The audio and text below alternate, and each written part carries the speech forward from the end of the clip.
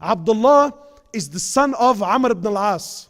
Amr ibn al-As was the companion that opened Egypt. Yeah, are you with me?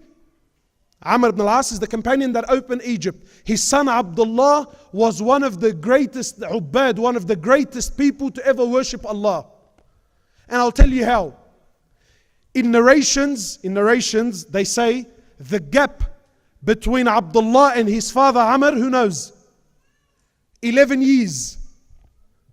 Between father and son, between Amr ibn al-As and his son Abdullah, 11 years. You know what that means? Yani Amr had Abdullah when he was 11 years old, man. Today I've got brothers, they're 35 years old, he's still single. Cuz, you thinking about getting married? Well, I'm too young. Too young? Akhi, I had about 10 minutes that was taken from me for people to sit down, so please give me 10 minutes. The brothers and sisters, they're 35 years old, still not married. What's going on? You know, look, I don't know if you've picked up. I'm a very practical thinking guy. I think logically. Any brother who tells me he's 35 years old and he's not married and says to me, I'm not thinking about it. Forget it, man. There's some young people here, bro. But I got big words for you, man. Either you're doing some shifties on the darkies, man, or you got some serious problems, bro.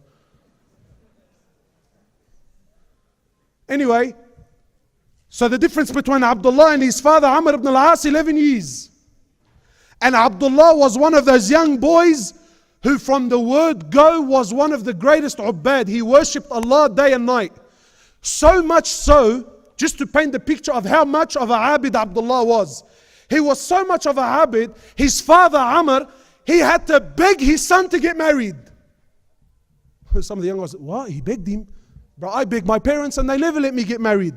The opposite of today. His father had to beg Abdullah, please get married.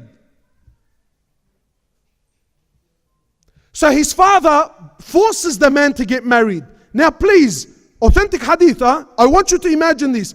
Abdullah, young man, never seen a woman, not like you and I, never seen a woman in haram.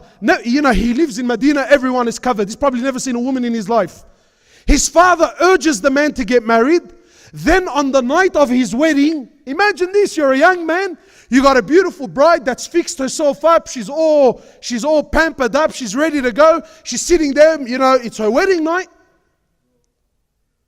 She's waiting there on the bed, she's waiting for her young husband to come, he has a young bride in there. He comes home after Isha, his wife is waiting, what do you think is going to take place?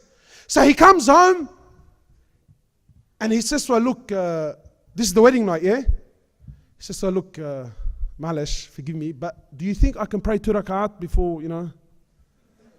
So which woman's going to say no? She's thinking, yeah, of course, man. I'm waiting, inshallah. You pray, you know? His wedding night. So he walks into the room, he says, Allahu Akbar, and prays his 2 rakat from Isha till Fajr. And she's waiting. So I'm sure she fell asleep 100 times. So she said, look, mashallah, this wali I married, you know.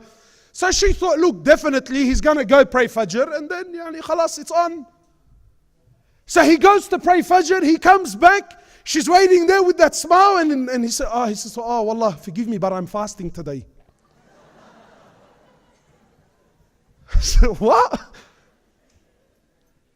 For 3 days in a row, he fasted the days and prayed the night, and his bride sat there fully adorned, untouched. Untouched. Wallahi, I wouldn't have even prayed Isha altogether. For 3 days in a row. So Amr ibn al-As, he comes after 3 days, he wants to check up on his new daughter-in-law.